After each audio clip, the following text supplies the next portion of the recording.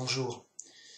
Je suis tombé par hasard sur une nouvelle preuve, enfin un verset contre la Trinité. Et bon, alors ça va pas révolutionner le christianisme, mais vraiment une nouvelle preuve intéressante qui rajoute à la vraie compréhension. Alors, j'étais content et pourquoi pas refaire une bonne vidéo, comme le titre l'indique, pour bien prouver et bien expliquer déjà que la Trinité est fausse, bien sûr, mais c'est pas le sujet, c'est plutôt qui veut vraiment donc le Christ. Et donc, on nous apprend par la Bible que c'est la première créature de Dieu. Alors, c'est en regardant des vidéos un peu comme ci, comme ça, par curiosité, je suis tombé sur une vidéo qui se voulait expliquer le livre de la Révélation. Bon. Alors j'écoute un peu, le gars il parle bien, on se laisse entraîner, bon, je continue. Histoire d'en avoir un petit morceau, quoi, voilà, pour voir comment il explique, comment ça se débrouille, quoi. Qu'est-ce qu'on apprend avec. Et donc il commence avec un premier verset. Et tout de suite, là, il y a quelque chose qui m'interpelle. Et j'ai dit, mais c'est intéressant ce verset. Alors je vais le dire. Mais déjà, parce que j'ai tout de suite vu que c'était une preuve contre la Trinité, et que je me dis, alors comment il va l'expliquer? Et donc j'étais curieux de savoir comment il allait expliquer la fin du verset.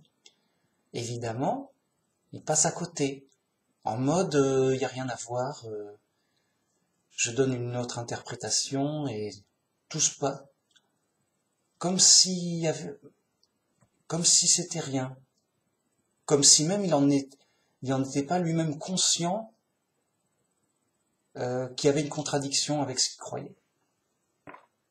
Alors, je vais dire ce verset en question. C'est Révélation 3.14.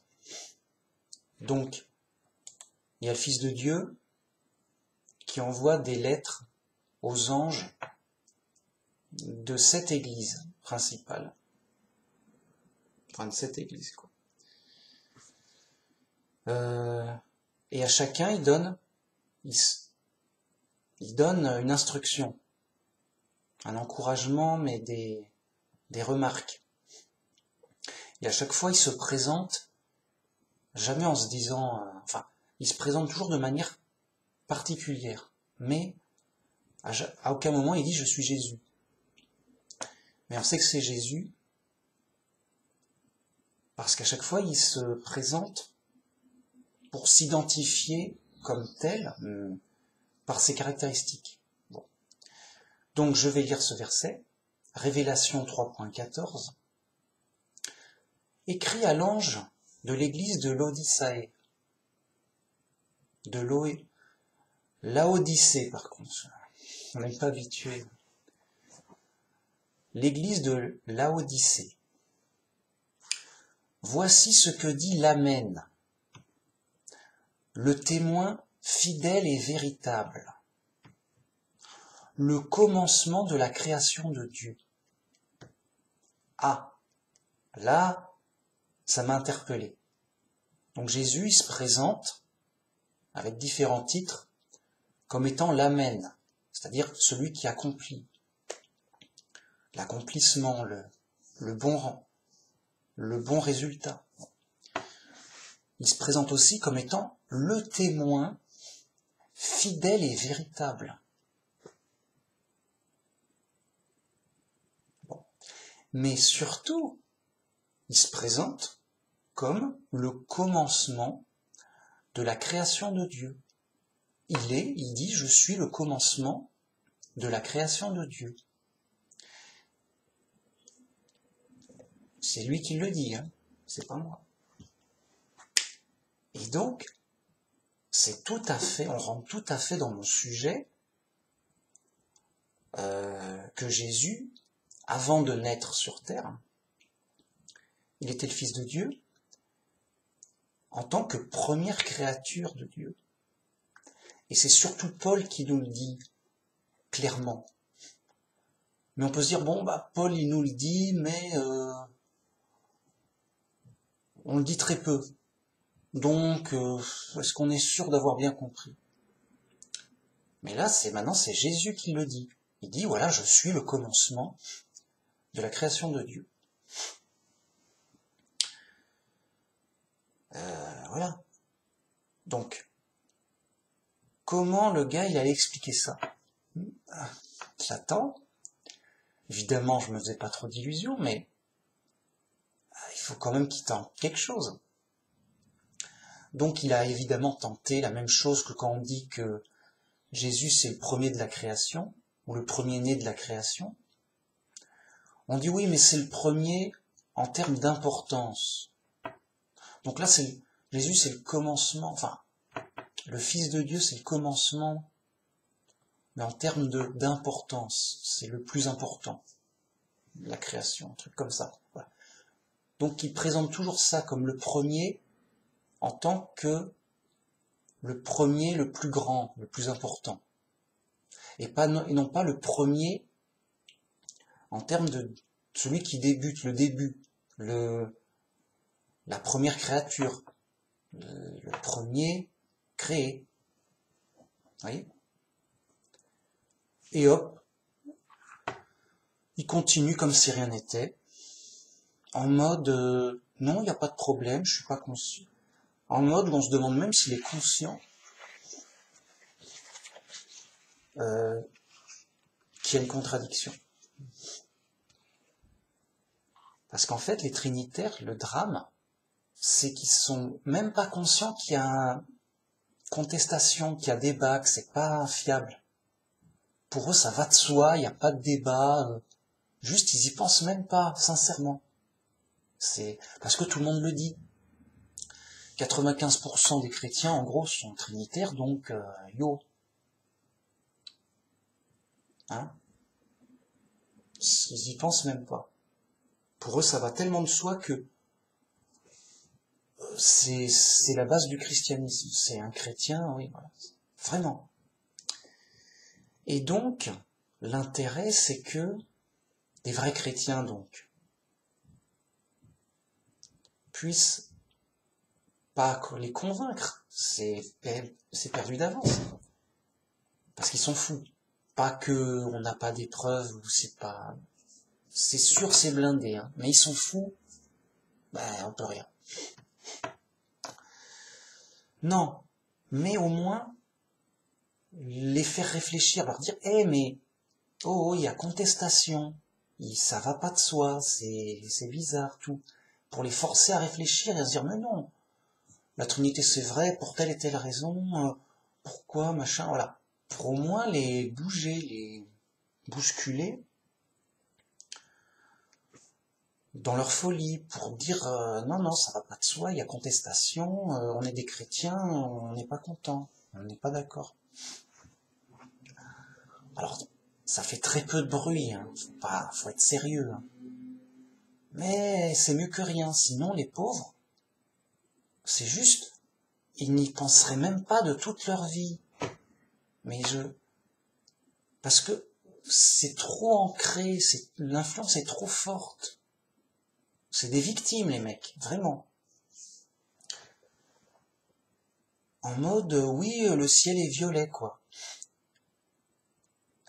Non, ça... Comment dire? C'est trop culturel. Voyez? Et quand bien même ils sont au courant de la contestation des preuves, ils peuvent pas, c'est trop fort, ils peuvent pas l'accepter. Non, c'est trop gros, on peut pas. Tous les chrétiens, en gros, sont trinitaires, on peut pas. Ça fait trop peur. on a peur de sortir du chemin large et spacieux, de se retrouver tout seul sur le chemin étroit du salut. On a peur. Et c'est vrai, ils ont peur. C'est rassurant d'être d'accord avec tout le monde. Ils se rendent pas compte, c'est des victimes, ils sont fous.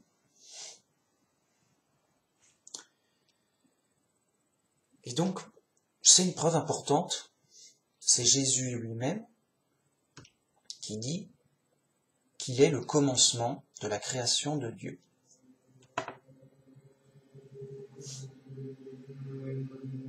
C'est direct, c'est simple, c'est clair.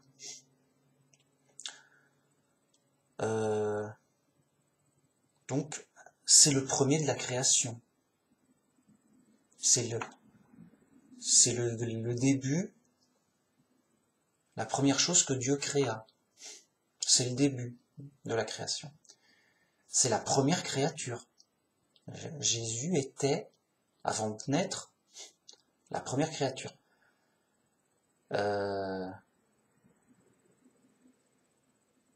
C'était le Fils de Dieu, le Fils unique de Dieu. Son côté unique étant qu'il était le premier. Voilà. Et après, Paul, il explique mieux pourquoi il est unique. Et donc, je vais retomber, pour faire mon sujet, sur les preuves de Paul, voilà, à connaître par cœur, quoi, parce que c'est simple, c'est clair, quoi. Et donc c'est Paul qui le dit en Colossiens 1.15, il est l'image du Dieu invisible. L'image, hein. Sinon il aurait dit, il est Dieu. Il est Dieu. Non, il est l'image de Dieu. Plus tard il dira son empreinte, etc. Donc, il est l'image du Dieu invisible, le premier-né de toute la création. Là, bam, voilà, on te dit tout direct, simple. Pourquoi Jésus est si important? Pourquoi il est si particulier? Pourquoi c'est le Fils unique de Dieu, le Fils de Dieu, pas Dieu? Les autres, ils disent, non mais, comme le seul Dieu est unique, bon trop tard, il est Dieu. Mais c'est le Fils unique. Ça veut dire le seul Fils de Dieu, en termes directs. Non, trop tard, on ne veut pas le savoir. Par exemple, Adam, c'est le premier humain créé. Directement par Dieu. Et donc, voilà, c'était l'humain unique. La première fois qu'il fut créé, c'était le seul humain sur Terre. C'était l'unique humain. On va pas dire que Adam était Dieu. En plus, il était l'image. Il était fait à l'image de Dieu. Adam, il était fait à l'image de Dieu. C'était le seul humain, l'unique humain sur Terre, au moins dès le départ, dès le début, quoi. On va pas dire qu'il est Dieu pour autant. Ça n'a pas de sens et personne n'y pense. Mais c'est plus fort qu'eux, il faut qu'absolument ils prennent tout sous-entendu, ils le tirent à fond dans leur sens. Alors vous allez me dire, mais alors comment ils font avec ce verset? Il est le premier-né de toute la création. Ils peuvent pas, si. Dit oui, mais le premier-né, ça les embête trop, mais le premier en termes d'importance. Comme si on dit, c'est le premier ministre. C'est le plus important des ministres. Le premier, c'est le meilleur. Et non pas le premier en termes de premier-né tel quel. Alors, ça les embête trop, ils savent pas. Parce que c'est le premier-né de toute la création, au début, du début. Ça les embête trop. mais il s'en débrouille tranquille. Il s'en débrouille, il dit bon, on va interpréter ça autrement, c'est pas un problème. Yo. Ça poursuit. Car en lui ont été créées toutes les choses. C'est-à-dire en lui on crée toutes les choses. Il a servi d'intermédiaire pour la création. Et c'est pour ça qu'il a une place d'intermédiaire entre nous et Dieu. Un intermédiaire éternel, même. Les choses qui sont dans les cieux et sur la terre, les visibles et les invisibles, trône, dignité, domination, autorité, tout a été créé par lui et pour lui. Alors par lui, par son intermédiaire. Hein. Sinon, c'est pas Dieu le créateur, faut savoir. Eux, ils insistent, disent, par lui, donc c'est lui le créateur, donc c'est Dieu. Te dit, tout était. Car en lui ont été créées les choses. Mais après, il y a des versets plus clairs. Et je vais revenir pour bien dire que tout a été créé par lui, entre guillemets, par son intermédiaire, à travers lui. Je poursuis. Il est avant toute chose, et toute chose subsiste en lui. Il est la tête du corps de l'Église. Il est le commencement, le premier-né d'entre les morts, afin d'être en tout le premier. Le but, c'est qu'il soit le premier en tout. Le premier, quoi. Donc, il a été le premier ressuscité des morts, pour la vie éternelle, j'entends. Le premier-né d'entre les morts. Le premier créé, le premier ressuscité pour la vie éternelle, pour qu'il soit le premier en tout. Parce qu'il sert d'intermédiaire universel. Je poursuis. Car Dieu a voulu. C'est pas Dieu. Car Dieu a voulu que toute plénitude habitât en lui. Voilà le projet de Dieu. Il veut que toute la plénitude de sa création habite en lui, qu'il soit le centre de la création, une sorte de repère central. C'est le but, le projet. Voilà pourquoi Dieu a un fils unique. On nous dit tout, voilà, on a tout compris les mecs. Mais à cause de la Trinité, ils ont tout rien compris. C'est fait pour. Babylone la Grande a fait son boulot. Un faux christianisme bien faux, bien beau, égaré, ça va. Ma preuve supplémentaire, c'est en Hébreu 1.2. Qu'est-ce qu'il dit? Dieu, dans les derniers temps, nous a parlé par le Fils, qu'il a établi héritier de toutes choses. Okay. Par lequel il a aussi créé le monde. Par lequel il a aussi créé le monde. Par lequel? Par son intermédiaire. Donc Dieu, qui nous a parlé par le Fils, Dieu a créé le monde par son Fils, en disant Dieu nous a envoyé son Fils, par lequel il a aussi créé le monde. Par lequel, son Fils, Dieu, a aussi créé le monde. Vous voyez que il sert d'intermédiaire. Les choses ont été créées en lui, par lui, à travers lui. Vous voyez, il a servi d'intermédiaire, on ne sait pas comment, d'ouvrier,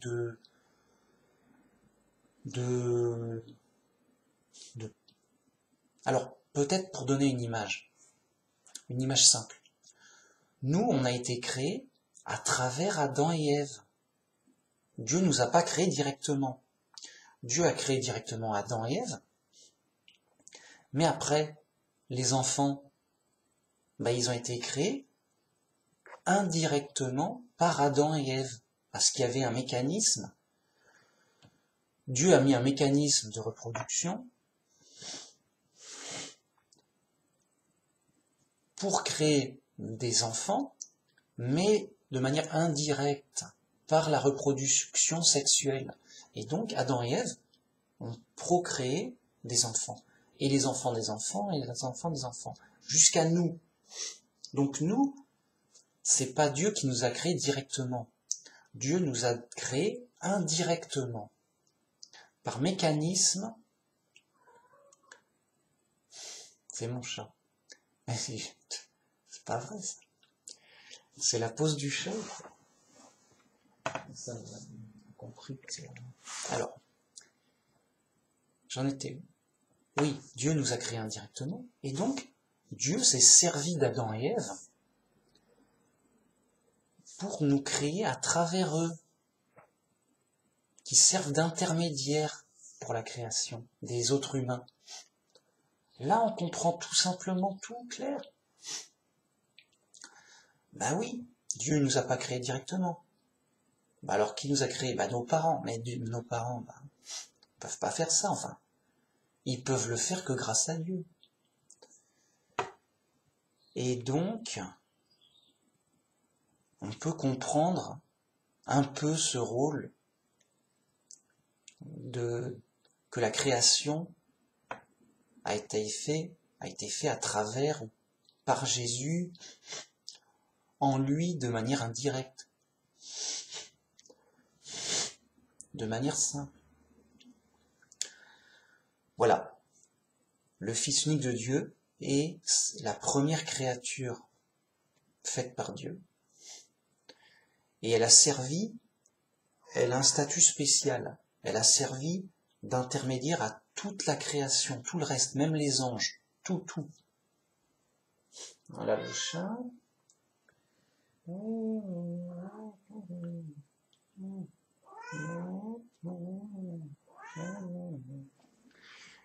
Donc là, je parle au chat. Alors, petite parenthèse.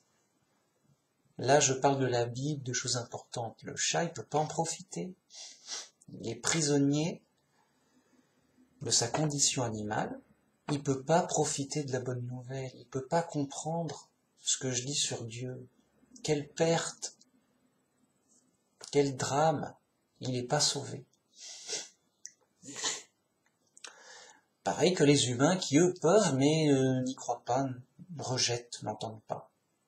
Alors non, quoi? Non, c'est faux. Quel drame! Et ils sont pas sauvés, ils vont être détruits comme le chat. Ils font les animaux, ils vont être traités comme des animaux. Et puis voilà, ils vont être recyclés pour une prochaine fournée. C'est pas ils veulent rester en prison. Ils veulent rester humains sur Terre. Ok, c'est gratuit. Ils reviendront une autre fois. Ils reviendront une autre fois en prison. Ils en veulent et c'est gratuit, ils en auront. Mais nous, vrais chrétiens, on n'est pas fous. On ne veut pas être des animaux ou des humains. On veut aller au paradis. On veut la vie éternelle. On veut être des anges. Et donc, on veut être sauvé par Jésus.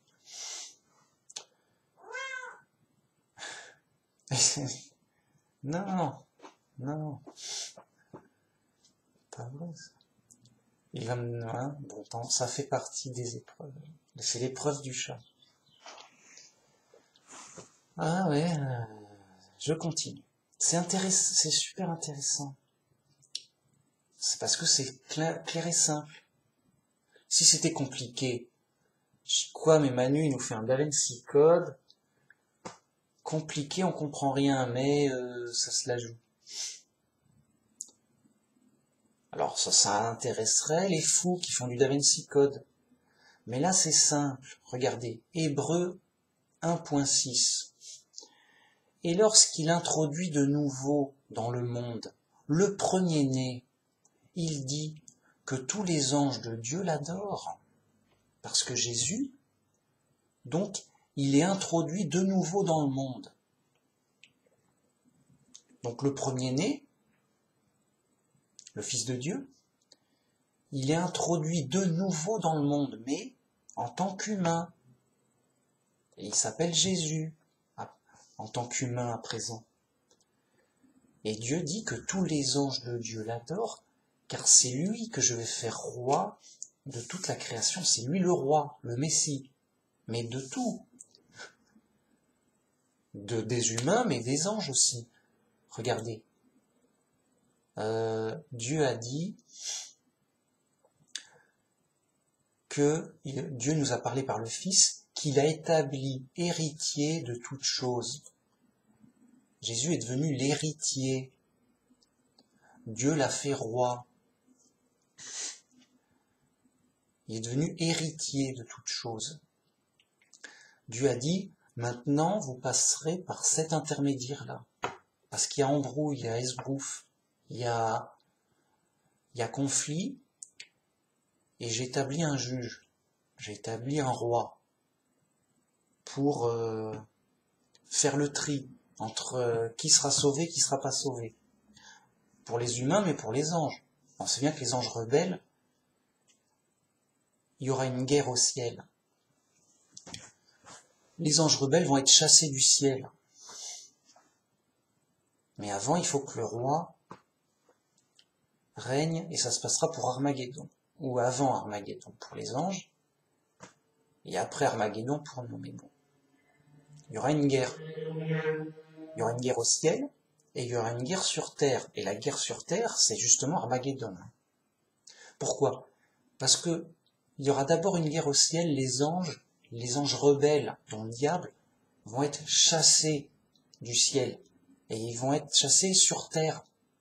Sur terre, ce sera le malheur. 2 guerres mondiales, 2 guerres mondiales, ça fait partie du malheur, du résultat.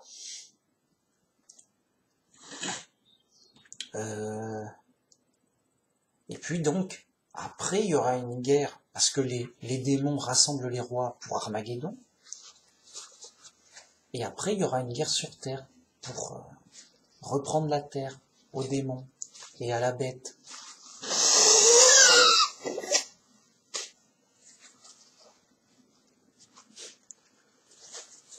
Ouais. Bon.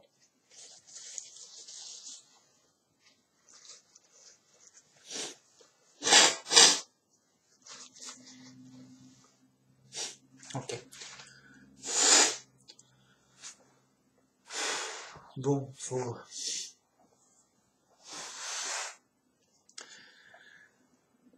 il faut souvent que je reprenne mon souffle, parce que on fait pas 2 heures, 3 heures comme ça. Ah ouais, c'est pas donné à tout le monde, hein. Enfin, c'est du boulot, quoi. Donc j'en étais où? Il introduit de nouveau le premier-né, que tous les anges de Dieu l'adorent, car il sera aussi le roi des anges, pour dominer, quoi, et faire le tri, en tant, comme je l'ai dit, d'intermédiaire universel. Et il n'y a même pas de doute possible en disant, oui, tu vois, c'est lui qui commande, donc c'est lui Dieu. Non. Paul, il dit quoi à un moment? Le chef de la femme, c'est l'homme. Le chef de l'homme, c'est le Christ. Et le chef du Christ, c'est Dieu.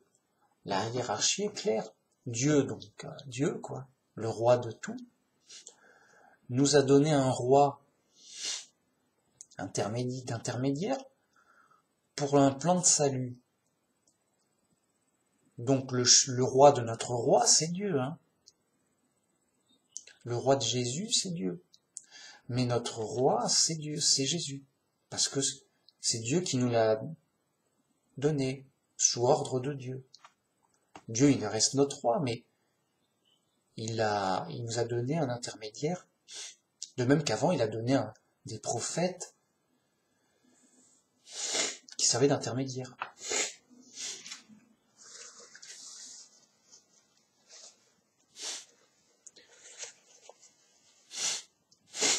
Vous voyez?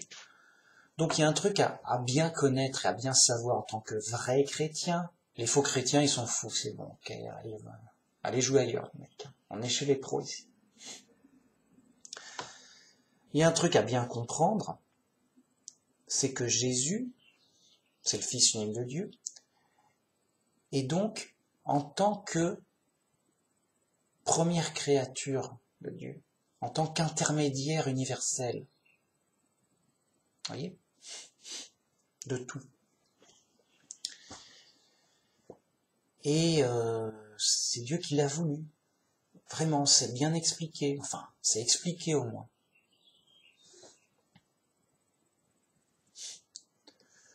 Et donc, voilà, on nous le dit, voilà.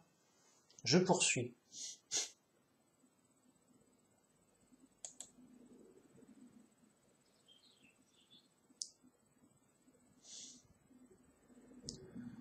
On nous dit, ah oui, il y a un truc intéressant. Donc, Révélation 1.5. Donc là, c'est encore Jésus qui se présente lui-même. De la part de Jésus-Christ, le témoin fidèle. Ah non, ça c'est Paul, c'est Jean qui dit de qui il reçoit le message. Donc Jean, il nous dit qu'il reçoit un message de la part de Jésus-Christ. Le témoin fidèle. On retrouve le témoin fidèle. Le premier-né des morts et le prince des rois de la terre. Pourquoi le prince des rois de la terre? Quand il y a un prince, c'est qu'il y a un père, le roi son père.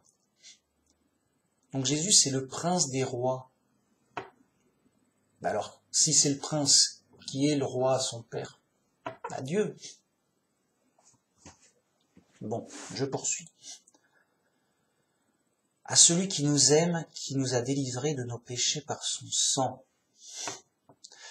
Donc là, on nous dit qu'il est le premier-né des morts. Vous voyez? Jésus a été le premier-né des vivants, enfin, le premier-né des créatures. Voilà. On nous dit que Jésus a été le premier-né des créatures, la première créature. Okay. Et comme Dieu qui veut qu'il soit le premier en tout, et que toute plénitude habite en lui, il a fait en sorte qu'il soit le premier-né des morts, le premier ressuscité pour la vie éternelle. Et c'est important. C'est le premier-né des morts. Pourquoi c'est important? Parce que nous aussi, on va renaître, entre guillemets, on va ressusciter, les morts vont être ressuscités, donc nous, on va ressusciter. On va ressusciter en ange. Comme une nouvelle naissance, un peu. Voyez? Jésus, c'est le premier des morts, donc il a ressuscité, hop, salut, il s'est présenté aux apôtres, regardez, je suis revenu à la vie. J'étais mort, je suis revenu à la vie. Regardez, c'est bien moi, c'est moi Jésus, quoi. Ah ouais, ok. Nous aussi, pareil que Jésus, mais à la fin des temps, seulement, on va revenir à la vie, on va être ressuscité. Mais, contrairement à Jésus, avec un nouveau corps, parce qu'on sera tout à fait détruit. Notre corps sort. Le corps de Jésus n'a pas eu le temps de se détruire. Donc il a ressuscité avec son corps humain. Important. C'est sérieux. Notre corps sera détruit. Et de toutes sortes de façons en plus. Pas grave, Dieu va nous ressusciter en nous reconstruisant un nouveau corps, mais un corps d'ange, adapté pour le paradis et la vie éternelle. Plus adapté en tout cas.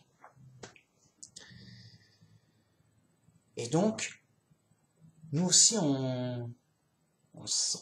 Et donc, Jésus, il sera le premier-né, voyez, des ressuscités. On va dire, on est tous ressuscités à la fin des temps. On va dire, alors c'est qui le premier ressuscité? Bah, c'est Jésus et bien longtemps avant. Ah, bah voilà, Jésus est le premier ressuscité de tous les ressuscités. Et de beaucoup. C'est clair et net. À l'an 33, il y a longtemps. Ah ouais.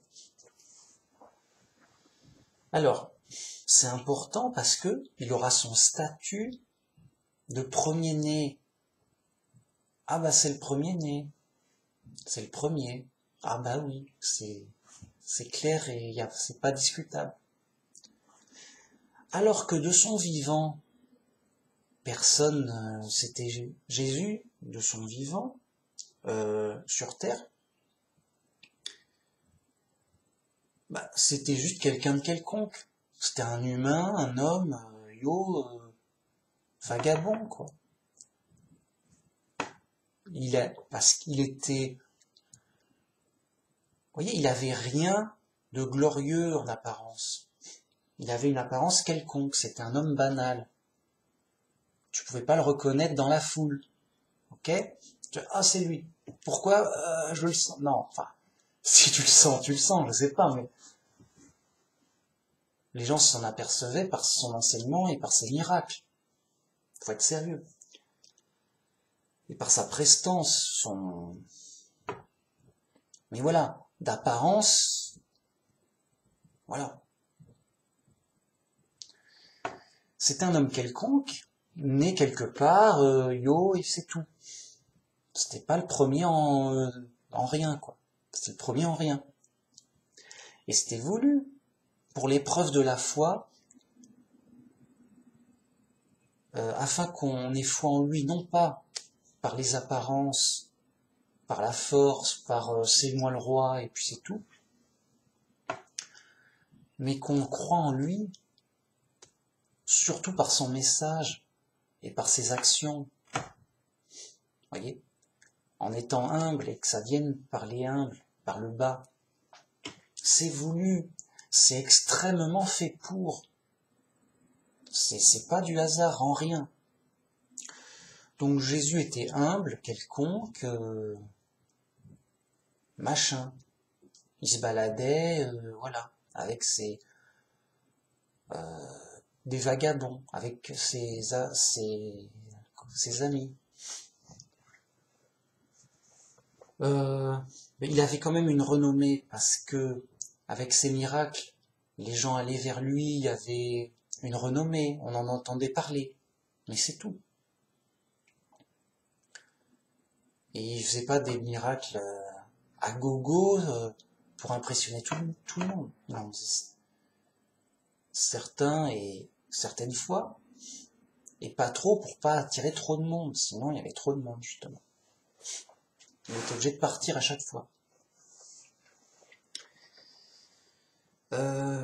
Voyez, alors que quand il ressuscitera, bah il a ressuscité, mais quand on ressuscitera, il aura une place glorieuse de roi avec toute la gloire d'un roi, l'autorité, l'organisation, le prestige et le rang et la réalité en termes, bah oui, mais c'est lui le Fils unique de Dieu. C'est le premier-né d'entre les morts, le premier ressuscité d'entre nous. On est tous des anges, mais lui, il est spécial. Pourquoi? Et c'est pas Dieu quand même. Non, bah non, bah t'es fou. Non, mais c'est le premier-né, le premier ressuscité. Et avant, c'était le premier créé. Il a toujours eu un statut spécial et il l'aura toujours. D'intermédiaire, de premier-né. Et donc, avec cette dernière preuve que j'ai découverte récemment, c'est un peu, bon, bah c'est Jésus qui le dit, m'embêtez pas. Et je vais le redire pour le plaisir. Révélation 3.14. Jésus dit, voici ce que dit l'Amen, le témoin fidèle et véritable, le commencement de la création de Dieu. Donc voici ce que je dis, moi, le commencement de la création de Dieu. J'ai le droit de parler? Bon. Ben, qu'est-ce que je dis, moi? Le commencement de la création de Dieu. Ah bah oui, je suis le premier, le début. Le début de la création, oui. Jésus est enfin, il s'appelait pas Jésus. Le Fils de Dieu, c'est sa première créature. Il était le début de la création de Dieu. C'est tout. On ne sait plus comment le dire tellement que... De toute façon, soyez sûr que vous guérirez pas les fous. Soyez sûr que ça changera rien pour les fous. Ils vont réinterpréter. Ça va les agacer. Ça va les déranger, ça va les obliger à réfléchir. On va dire, non, non, nous, on est chrétiens et on conteste. Et on a des arguments sérieux. Après, ils se débrouilleront pour transformer, pour rester fous. C'est pas... Mais au moins, ça leur rend service. Déjà pour nous, c'est clair. On sait... Parce que nous aussi, on est attaqués par les fausses doctrines. On est attaqué, on est en danger. Les fausses doctrines, les fous, les trucs, la Trinité, ça nous attaque. Et si tu peux pas te défendre, tu dis, oh, je sais pas, j'y crois pas trop, j'ai des doutes. T'es pas blindé, t'es pas en tank. Non, non, non. Nous, on est en tank. Le mec, il arrive avec la Trinité, je lui dis, bon, bah, je sais que t'es fou. Je sais que c'est faux. J'ai les preuves lourdes. Je sais que t'as pas de preuves lourdes. T'as des sous-entendus. T'as perdu. Seulement t'es fou. Tu peux pas le savoir. T'es obligé de sortir de ta folie avant. Point bas, en tank. Le mec, il comprend pas. Il dit, mais Dabi, le gars, il voit tout de suite qu'il a aucune chance, quoi. Juste, il a aucune chance par le dialogue loyal, quoi. Par la raison, par l'intelligence et la sagesse. Juste, c'est cul. Voilà, on est protégé. Hein. Et, comme je disais, ça les aide. Ça les aide qu'on dise la vérité. Parce que si personne le disait, juste, oui, bah, ils resteraient comme ça dans leur état pitoyable en se disant que c'est bon, ça va tellement de soi qu'on n'y pense même pas, quoi. Alors que non, nous on les aide en disant non, non, non, ça va pas de soi. Non, non, on remet ça en question, non, on a des arguments valables. Non, non, écoutez, nanana. Les gars, ils resteront trinitaires, mais au moins, ils auront un début de réflexion, un début de bonne piste. Après, Dieu pourra mieux les guider pour peut-être les délivrer de Babylone la Grande. Mais c'est surtout Dieu qui va faire le boulot. Hein. Nous, on fait juste que témoigner de notre foi. Pourquoi je crois ça? Parce que ceci. Et c'est tout. C'est Dieu qui délivre. C'est Dieu qui guide, qui guérit de la folie.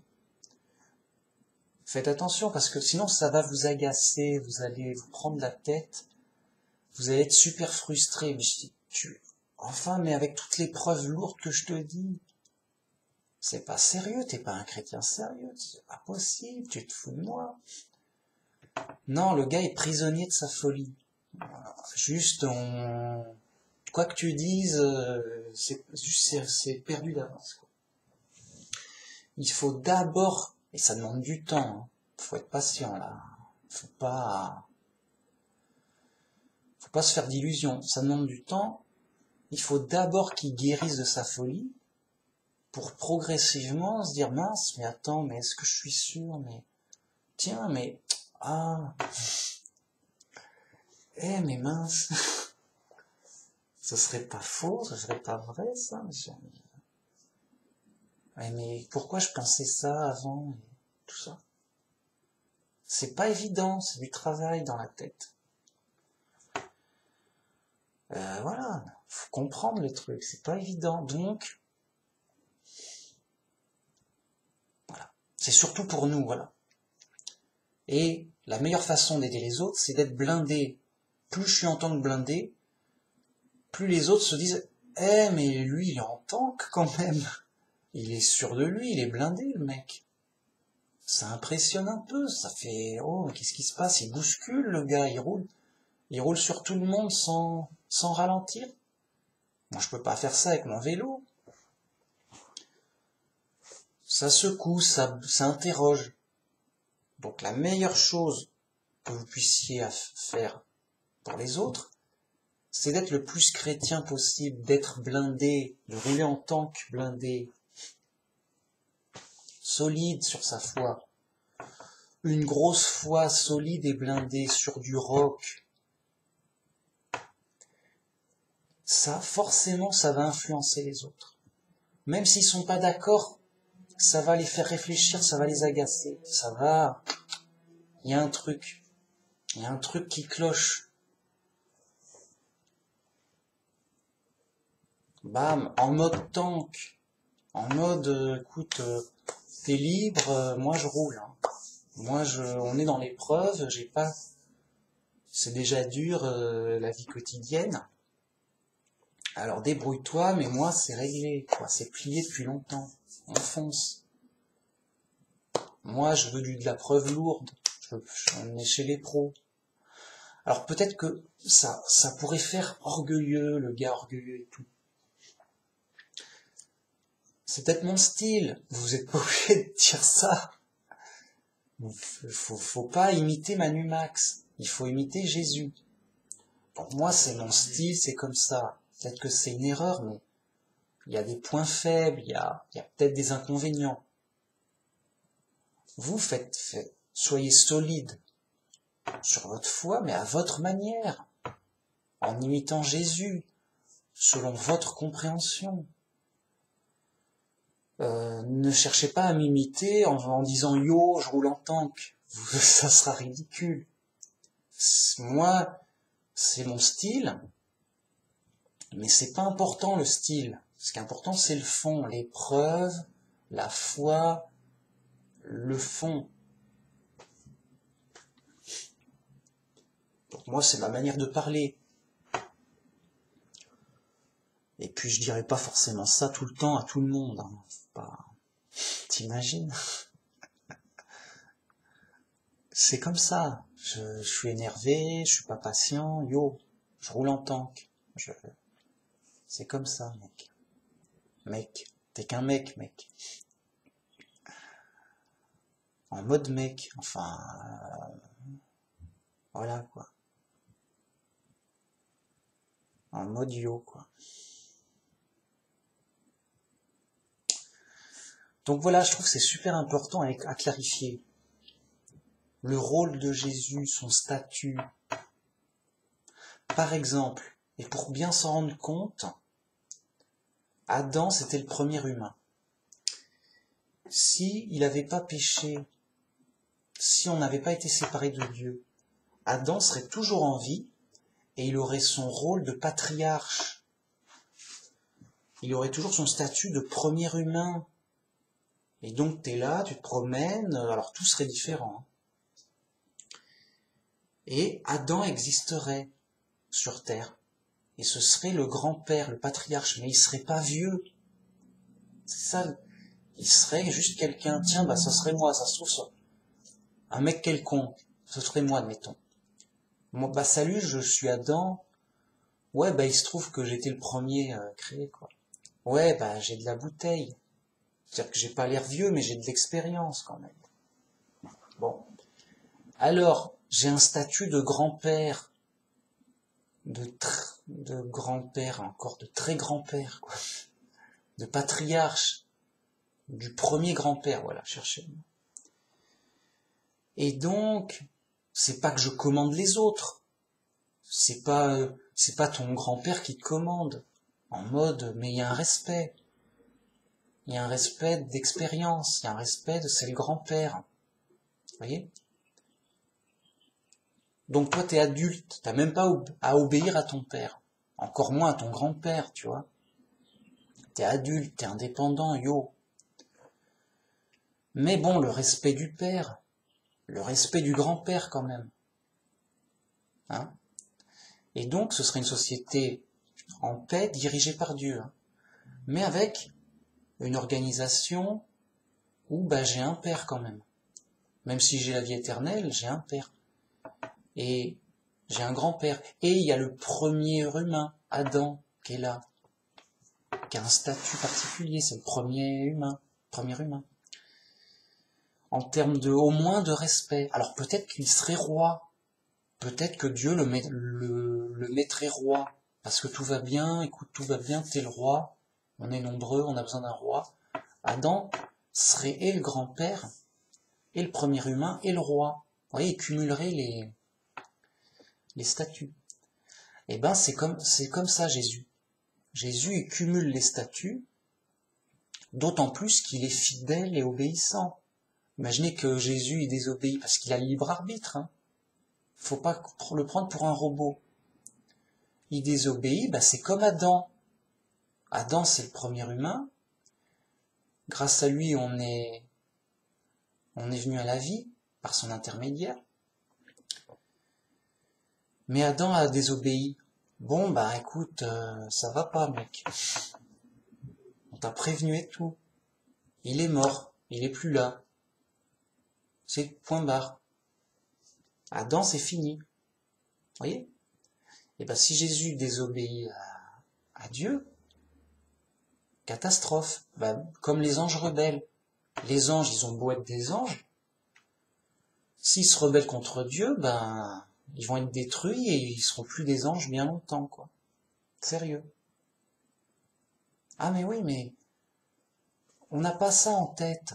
Tout le monde a le libre arbitre. Les anges, Adam, Jésus, moi, tout le monde.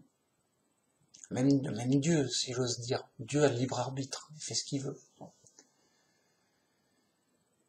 Tout le monde a le libre arbitre, est libre de ses choix, il peut se tromper, il peut être tenté, bon. Adam a été tenté.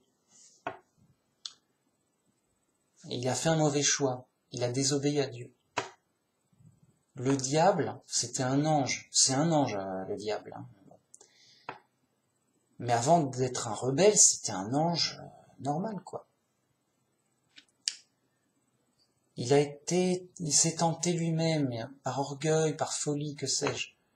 Il s'est mis en tête de se rebeller, mais secrètement, envers Dieu, pour pas se faire choper tout de suite. Adam, il s'est fait choper tout de suite. Le diable, il s'est déguisé en serpent. Il agit caché.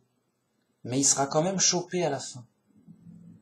Il croit échapper à Dieu, mais il va pas pouvoir. Il a le libre arbitre. Et il peut faire des mauvais choix, se rebeller et être détruit. Vous voyez?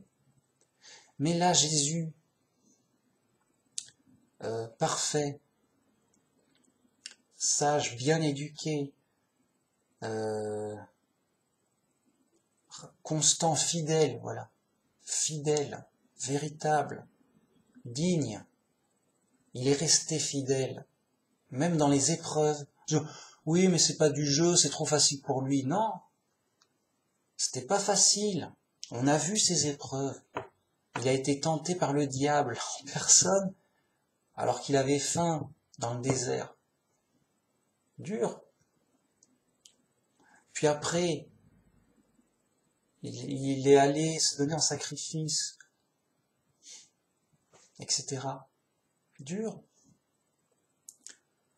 Mais bien, il a tout bien fait. Et donc, Dieu va le glorifier en récompense. Et donc, il va cumuler les statuts de bénédiction. Et il est le premier-né, et il sera roi, et il sera prestigieux, et il gagnera un respect éternel. Nous, on lui sera éternellement reconnaissant. Ouais, c'est sûr. Alors qu'Adam, ça aurait pu être le cas s'il n'avait pas échoué. Mais vous voyez que non. Et donc, il a perdu toute la gloire et le respect, et le prestige, et il aurait pu être roi. Facile, en mode c'est Dieu qui m'a mis roi. Bon, parce que faut organiser la société, bon, voilà, en hypothèse, hein, voyez, en hypothèse que ce serait continué sans la séparation, voilà. Et on comprend tout, mais trop tout clair, quoi. Ça en est presque trop facile en se demandant, mais c'est important. Comme c'est tellement simple et clair, ça te donne une vision propre, une vision vaste, une vision, bah oui, mais c'est évident, tout s'explique, tout se comprend. Il y avait un rôle précis, il y avait une situation précise, c'était pas au hasard. Pourquoi Jésus? Parce que il avait un rôle important dès le commencement, dès le début. Et pourquoi lui et pas un autre? Parce que voilà, tout se tient. Et tout reste cohérent. Et Dieu, il va pas jeter au dé, il va pas jeter les dés, donc tiens, bah voilà, c'est toi qui vas te sacrifier pour sauver tout le monde. Et après, tu seras roi. C'est comme ça, pas de favoritisme, ça a été fait au dé. Non, pas de favoritisme, mais pour des raisons particulières. Vous voyez? Et ça, c'est le mystère d'avant la naissance. Mais là, on nous le révèle clairement, le mystère d'avant la naissance de Jésus. Tous chrétiens, même les plus fous, te diront, oui, mais Jésus, il existait avant de naître. Ok, enfin, les plus fous. Non, il y a des fous qui croient que Jésus n'a pas eu d'existence avant de naître. Si, ça existe. Faut jamais sous-estimer les fous. Tu te dis, non, ça c'est trop fou, il va pas... Si. Donc, ça, c'est choquant. Je vous apprends que des fous, hargneux, qui s'y tiennent, leur folie, disent, non mais Jésus, il n'existait pas avant de naître, donc c'est un humain pris comme ça, tiens toi, tu vas être Jésus, tu vas te sacrifier, machin, tout. Pourquoi moi? Il m'en fallait un, m'embête pas, tiens toi. Voilà, et, vous voyez comme c'est fou. Donc, en général, dans le christianisme, tout le monde est d'accord, Jésus a eu une vie avant la naissance. C'est le mystère de la vie d'avant la naissance, justement. Mais pour Jésus, c'est complètement révélé. Oui, avant la naissance, Jésus c'était le Fils de Dieu, le premier-né de la création. Et Jésus lui dit lui-même, avant qu'Abraham fût, je suis. J'existais avant qu'Abraham existât. Donc voilà. Et on lui interroge, mais comment ça se fait, mais comment ça interpelle les gens. Et après, on nous l'explique mieux. Ah bah oui. Bien. Et donc, c'est le mystère d'avant la naissance, totalement révélé. Et donc, on comprend tout. Bah oui, bah voilà. Voilà, pourquoi? Bah oui, parce que Jésus existait avant, et voilà. Pourquoi Jésus, c'est le Fils unique de Dieu? ça doit interpeller. Parce que les anges sont appelés les fils de Dieu. Donc, bah non. Bah dans ce cas-là, Jésus, c'est pas le fils unique de Dieu. Quand on a un fils unique, c'est qu'on n'en a qu'un seul. Hein? Donc, il n'y en a pas d'autres. Bah, les anges, ils sont appelés les fils de Dieu. Il y a un problème. Eh ben, c'est simple. Jésus, c'est le premier ange. Et son statut unique, c'est que les autres ont été créés à travers lui. Vous voyez? Donc, c'est un peu comme Adam. Adam, c'est le premier homme, mais il est spécial. Parce que il a été créé directement par Dieu. Les autres humains ont été créés indirectement. Par exemple, Adam, il a pas été créé bébé. Il a été créé directement adulte. Et directement, il savait parler, il pouvait comprendre ce qu'on disait. Directement, Dieu lui a dit, tu feras ceci, tu mangeras pas de cela. Il parlait avec Adam, le jour même de sa création. Pourquoi? Parce que Dieu, et c'est sérieux, c'est cohérent, Dieu a créé directement Adam adulte et avec déjà la connaissance du langage. Il savait déjà parler, il savait déjà comprendre. Donc voilà, bam. Puis après, Dieu lui parle. Bon, ok, ça va, machin. D'ailleurs, au point même que c'est Adam qui nomme les animaux. Alors, justement, peut-être qu'il avait juste le langage de base. Oui, mais alors, comment je vais appeler ce truc-là? Bon, bah c'est un Ouistiti, allez. Et ça, un chat. Et ça, on va appeler ça un lièvre, un lapin, quoi. Ok, parce que il a participé au vocabulaire, on va dire. Vous voyez? Parce que les choses étaient neuves. Il n'y avait pas de lapin avant. Donc Dieu crée les choses neuves. Alors il aurait pu déjà lui faire le vocabulaire, hein, ça aurait pas été un problème, mais apparemment, il a donné plusieurs. Bah sinon, Adam il fait rien. Non, il a donné une mission, un travail. Donc il cultivait la terre. Il avait pour mission de remplir la terre, de se multiplier avec Ève, pardon. Qu'est-ce que je veux dire? Et donc de nommer les animaux, de nommer la création, en termes de vocabulaire plutôt. Bon, bah, bref. Mais regarde, voyez bien son statut spécial. Et on dirait, Adam, s'il n'y avait pas eu la séparation, Adam il est là, machin. Ah ouais, Adam c'est un humain, d'accord, mais attention, Adam c'est un humain spécial. C'est pas un humain comme nous qui était bébé et qui a appris de zéro le langage et tout, en grandissant. Non, Adam c'est le fils unique de Dieu, entre guillemets, dans le sens où c'est le seul humain créé directement par Dieu. Ah bah oui, même Ève, elle a été créée indirectement par une côte prise d'Adam.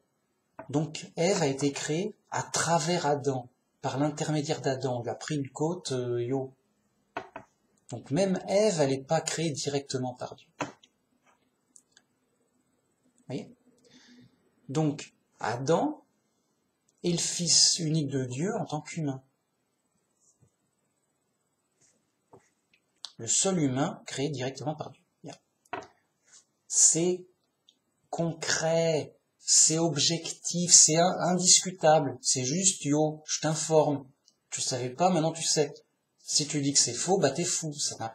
C'est juste pas un débat, mec. On n'est pas là pour débattre, en fait. Moi, j'aime pas débattre.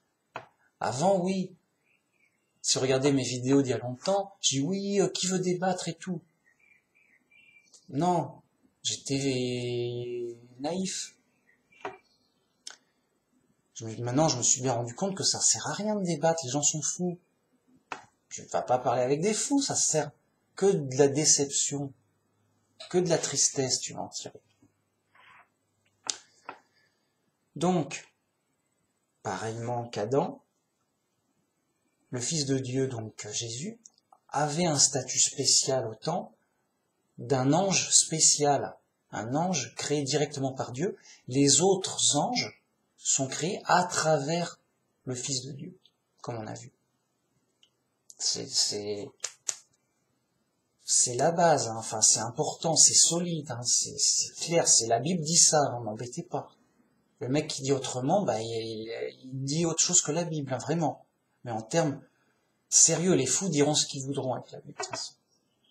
Enfin, c'est blindé, hein. Je sais pas. C'est peut-être la première fois que vous entendez ça, mais parce que vous êtes chez les fous, dans Babylone la Grande, hein. Ok ? Là, on est chez les pros. Ça chante différemment. Ça se vérifie. C'est du lourd, c'est du solide, c'est du dur. On touche. On reçoit direct de l'or en barre ici. C'est gratos. C'est de l'or gratos.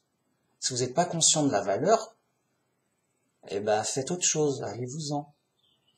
Ici, c'est du vrai christianisme plaqué or. De valeur. Cherchez mes instructions plus que l'argent, et la science plus que l'or précieux. Eh ben c'est ça. Bien connaître la Bible, c'est de l'instruction en argent. Et si en plus tu as de la science, de la vraie science, ben là c'est de l'or. Là t'es riche. On est riche en vérité ici. La monnaie, c'est la vérité vraie, logique, blindée. Et c'est gratos. Tu veux combien? Allez. Gratos. Allez. C'est gratos, je suis trop riche. Ok, alors j'en étais où? Oui, alors le Christ, c'est pareil qu'Adam. C'est le Fils unique de Dieu, sauf que lui, c'est pour tout. Alors qu'Adam, c'était que pour les humains. Vous voyez?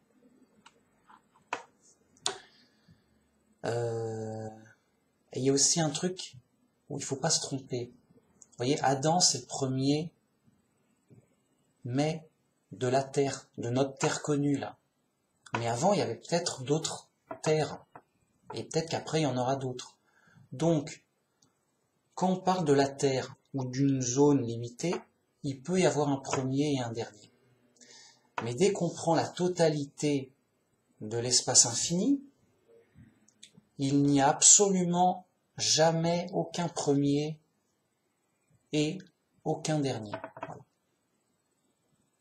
C'est une science, c'est une vérité absolue. Il faut faire avec les mecs, hein. Sérieux. Donc, quand on dit qu'Adam est le premier humain, sous-entendu de la terre. Parce que il y a sûrement eu d'autres terres avant, avec d'autres humains. Donc, Adam est absolument pas le premier humain de tout temps. C'est faux. C'est une vérité absolue. Bien. Par contre, parce qu'il n'y a pas de premier et de dernier dans l'absolu. Par contre, on peut dire qu'Adam est le premier humain et qu'il y aura un dernier humain un jour. Mais de la Terre, de cette Terre-là, de cette zone, en mode limité. Ouais. De même, il y a une première voiture, il y aura une dernière voiture, mais de la Terre. Parce qu'il n'y a jamais eu de première voiture ni de dernière voiture du temps infini, parce que le temps est infini, justement. Alors ça, les gens sont pas censés le savoir vraiment, donc là je clarifie, mais c'est une science, là c'est science.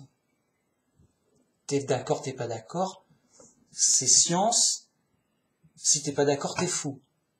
Si tu dis c'est faux, t'es fou. Enfin, pour moi qui sais. Si tu as des doutes, je t'invite à y réfléchir jusqu'à ce que ce soit clair. C'est mieux. C'est mieux de savoir. Sinon, on risque de me croire sur parole et c'est moins bien. C'est tout. Hein. Bien, alors j'en étais où? Oui, bah voilà, quand on dit premier, à chaque fois, c'est relativement à quoi? Donc, Jésus, c'est le premier de toute création, mais de la création connue, là, actuelle. La Terre, ce qu'on voit là, cette zone-là, mais pas de l'infini de l'univers. Hein, parce qu'il n'y a pas de début dans l'infini. C'est mathématique. Hein. L'infini n'a ni début ni fin, donc tu peux pas avoir de premier ni de dernier. C'est obligatoire. Ça n'a pas. C'est une vérité absolue. Voilà. Sinon, bah non, mais voilà. C'est pas un débat, c'est pas un choix. C'est pas moi qui ai choisi. C'est la réalité, la logique qui l'a choisi. Moi, j'ai plus rien. Et il n'y a pas 36 choix. Hein. C'est 1 plus 1 est égal à 2 et c'est tout. Là, c'est bon. Alors, si vous comprenez pas, inquiétez-vous. Et si vous pensez que c'est faux, inquiétez-vous. Vraiment. Enfin, un conseil d'ami. Inquiétez-vous gravement. Vous êtes fou, c'est normal, mais il y a peut-être un espoir, faites quelque chose. Si vous avez des doutes, inquiétez-vous, c'est mieux de vérifier par la logique. Oui, bah oui, l'infini, c'est évident, ça n'a pas de début ni de fin, donc il ne peut pas y avoir un premier ou un dernier, ça n'a pas de sens. Bon, j'espère avoir bon. Mais c'est juste du temps de réflexion. Hein. Les gens ne sont pas habitués à réfléchir, à avoir du temps pour réfléchir. Moi, j'ai beaucoup de temps pour réfléchir. Je suis pas un génie. Hein. C'est juste que j'ai beaucoup de temps pour réfléchir, donc à mon âge, j'ai eu le temps de réfléchir, quoi. Enfin, mais si vous prenez du temps, vous réfléchissez, c'est bon. Hein. Si vous n'y arrivez pas, c'est que vous êtes fou et qu'il faut plus de temps. Hein. Qui cherche trouve. Voilà, moi je suis un humain normal qui réfléchit normalement et qui a pris le temps de travailler normalement pour réfléchir. Donc tout le monde peut le faire, c'est ça que je veux dire. Hein. C'est pas, c'est des maths de base. Hein. Moi je suis convaincu, à chaque fois je suis convaincu qu'un enfant peut comprendre. Hein. Sinon, non, vraiment. Alors, c'est ma conviction. J'en étais où? Voilà. Je pense que c'est tout. J'ai pas envie de faire trop long.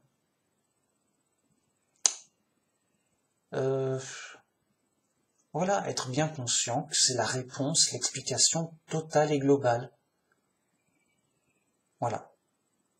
Le Fils de Dieu est le premier de la création, sa première créature.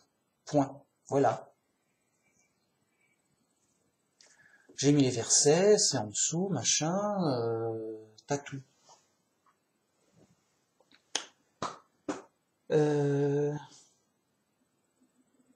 C'est pas vraiment un débat pour la Trinité, ça. Ça, c'est pour mieux comprendre le statut unique de Jésus. En dehors de la Trinité qui est complètement, mais fausse, mais délirante, mais blasphématoire. Mais pour un débat Trinité, on a besoin d'autres preuves plus lourdes. En plus de celle-là, c'est du bonus, on va dire ça. Non, là, c'est plutôt pour mieux connaître Jésus. Jésus, il dit, voilà, il dit à ses apôtres, qui dites-vous que je suis? On nous donne la réponse. Tu es le Messie, le roi. Le Fils du Dieu vivant. Tu es le Fils de Dieu. Ok. Et donc ça, c'est juste pour bien comprendre pourquoi Jésus est le Fils unique de Dieu et qu'est-ce que ça suppose. C'est tout. Mais la réponse sont là. Jésus, c'est le Fils de Dieu, yo. Les autres, les trinitaires, ils disent pas ça. Ils disent oui, c'est le Fils de Dieu, mais en tant que titre. Parce qu'en réalité, il est Dieu. Donc il peut pas être son Fils.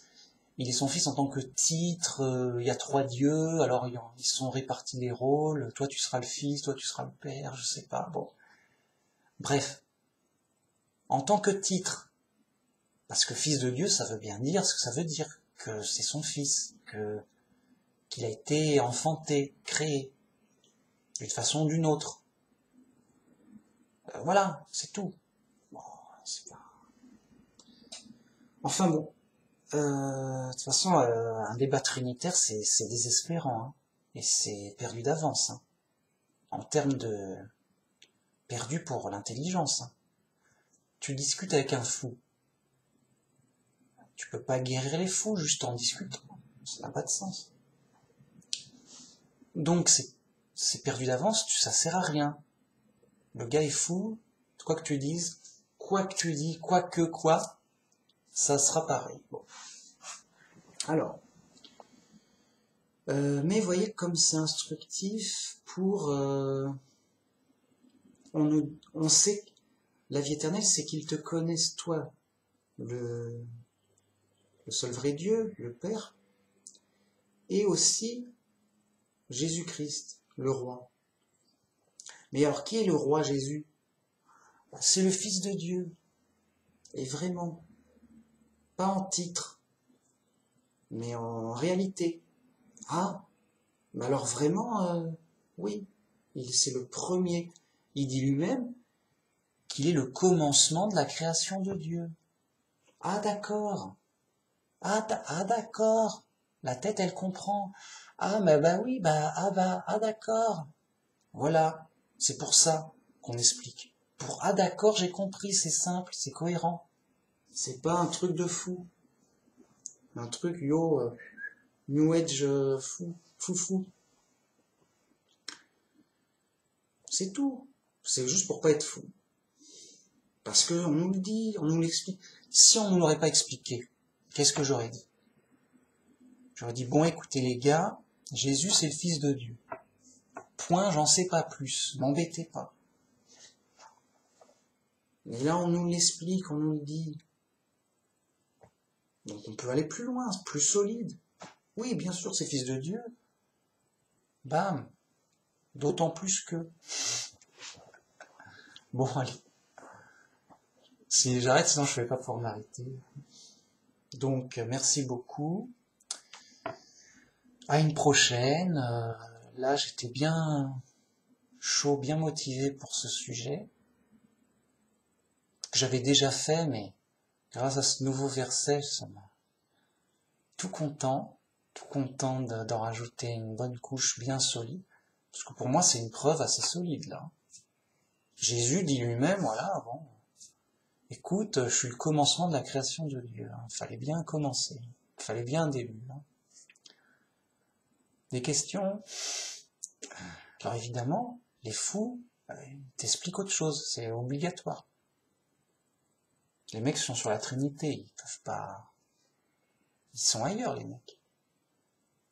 Et le mec, il faisait conférence propre avec écran géant.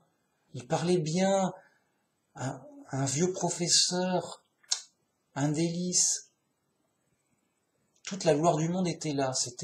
On avait envie d'applaudir pendant même qu'il parlait. Tellement que tout était bien présenté, bien expliqué, bien dit. Seulement son explication, là, sur ce point, elle est à côté. Il a dévié du truc. Il a eu besoin d'une interprétation à côté pour s'en sortir.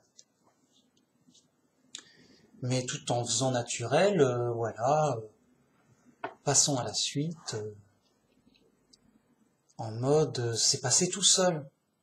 En mode, il a bien empaqueté ça, naturel. Oui, bah voilà, oui. L'explication, c'est ça, et hop, tranquille. Il s'est trompé tranquillement, quoi. Donc c'était un joli cours de professeur, quoi. Mais voilà, la gloire du monde, les intelligents et les sages du monde c'est caché pour eux, et après ils le cachent bien aux autres. Eh, c'est triste, c'est dommage, bah c'est grave, c'est dramatique, qu'est-ce que je dis. Mais c'est l'épreuve de la foi. C'est dur, c'est l'épreuve, et ça continuera comme ça. C'est pas, ah si, t'imagines, on va pas dire, ah mais Manumax il a trouvé la bonne réponse, voilà maintenant tout le monde le sait. Non, non, ça c'est une blague, on est sérieux. Hein. Par exemple, dans mes vidéos, admettons que j'ai 30 vues. Mais c'est des touristes la plupart. Il y a peut-être 3 chrétiens sérieux qui ont regardé mes vidéos sérieusement et en ont tiré du bénéfice. On peut les compter. Sérieux, là, déjà, bon. Donc voilà, j'ai peut-être aidé 3 chrétiens avec mes vidéos. Bon. Au fil du temps, peut-être qu'ils vont aider d'autres chrétiens par ricochet, mais ça va être léger, ça va être petit, ça va être humble. Ça va juste dégager un peu le chemin étroit. Mais après, c'est chacun dans son coin le chemin étroit, quoi. Petit, banal, ça fait pas de bruit. Et Babylone la Grande reste grande. Ça, c'est réglé d'avance. Son jugement, c'est pour la fin. Donc, voilà. Voilà. On est chez les fous. Vraiment. Et les fous sont instruits par les fous. Les aveugles sont guidés par les aveugles. Et forcément, c'est dramatique. Mais bon, voilà. C'est tout. Bien, merci beaucoup. C'est très instructif, intéressant pour moi, vis-à-vis de moi-même. Hein. Je veux dire, moi, c'est comme si je rajoutais une... Là, j'ai trouvé ce nouveau verset. C'est comme si je rajoutais une plaque de blindage en plus. J'améliore mon tank. Oh, bah pourquoi pas. Je prends. On est en guerre, tout peut arriver. Un truc solide en plus, ok, je prends. J'aime bien. Et après, ça me refait voir, je refais ma fiche sur le sujet, ça se rajoute, je refais le tout, je dis ça se tient, tout se tient, d'autant plus.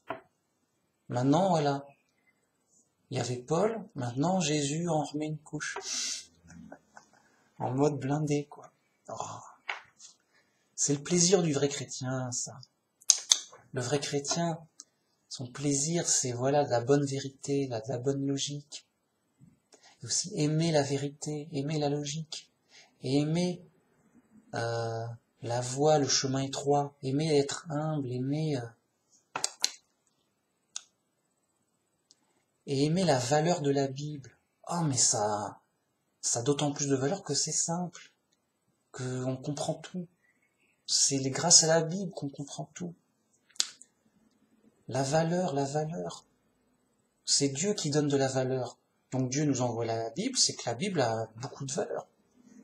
Ça vient de Dieu. Et le gars qui comprend la Bible, il a de la valeur. Grâce à Dieu. Et voilà, et se dire, bah c'est Dieu qui m'a inspiré, qui m'a guidé. Parce qu'on est chez les fous, pourquoi moi, quoi. Ah, grâce à Dieu. C'est le plaisir du vrai chrétien. Tout en restant humble et quelconque. Moi, j'ai juste tout compris. C'est juste blindé, c'est juste ok. Mais je resterai toujours humble et petit vis-à-vis des grands professeurs des grandes églises du monde. Et je dis, mais ok, mais même tant mieux. Comme ça. Parce que je n'aurai pas le risque de la gloire du monde. Vous voyez ? Et j'aurai la protection de la simplicité, la protection de rester humble et petit. C'est une protection. Au contraire, la gloire, c'est des risques, des tentations. On se prend pour une star, notre orgueil, il enfle. On a la grosse tête, on se dit, voilà, on se prend pour je ne sais pas qui. Non, non. Et on nous met en garde. Non, non. Et Paul est un bon exemple. Et voilà.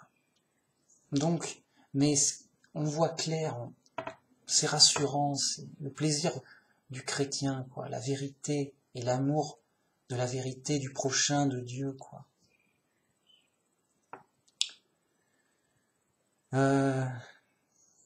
Voilà, pour nous aider dans l'épreuve. L'épreuve est dure et tout ça, quoi. Voilà, l'épreuve est dure, donc on doit aimer Dieu, aimer son prochain et la vérité de tout ça, quoi. La Bible, tout ça.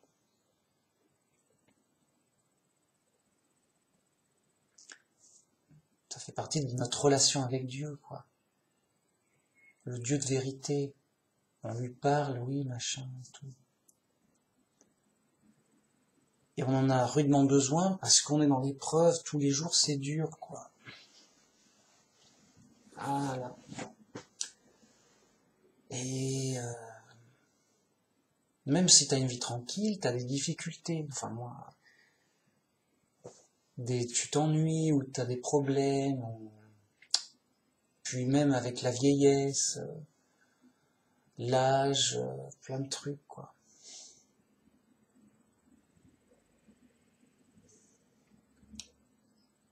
Donc voilà, tous les jours, on a besoin de Dieu et de la vérité. Je veux dire, la vérité, c'est ce qui nous fait voir Dieu. Si on n'avait pas la vérité, on serait un animal et puis l'eau. En mode, on n'a pas accès à Dieu. On n'a accès à Dieu que parce qu'on est des humains qui puissent avoir la conception de la vérité en esprit. L'esprit de vérité. Et avec la Bible, on a la pleine vérité et en plus le salut. Donc la pleine bonne relation avec Dieu. Mais vérité, vérité. C'est grâce avec la vérité qu'on a notre relation avec Dieu. Et après, Dieu il nous guide, il nous aide, quoi. Et il va nous sauver.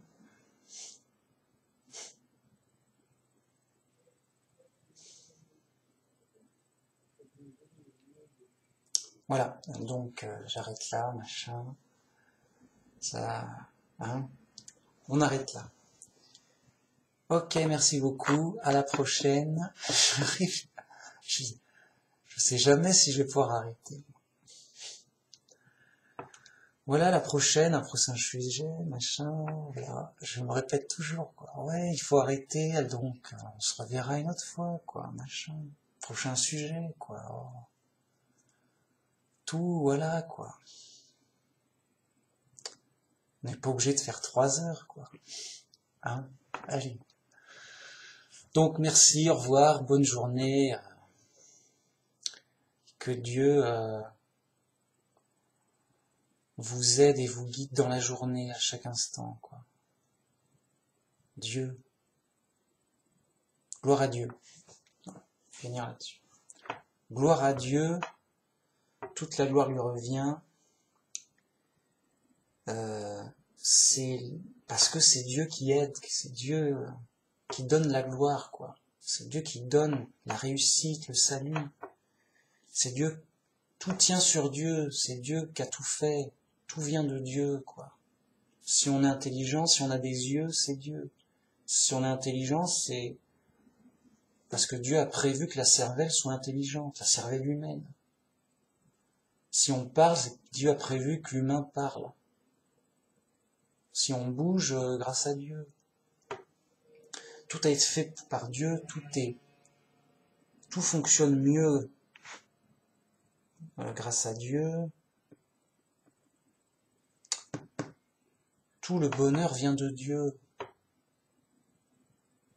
Et le malheur est le résultat d'être séparé de Dieu, quoi. Et de la folie. Forcément, ça fonctionne mal. Et plus on est avec Dieu, plus ça fonctionne mieux, bien, normalement. Voilà. La normalité, c'est déjà l'aide de Dieu.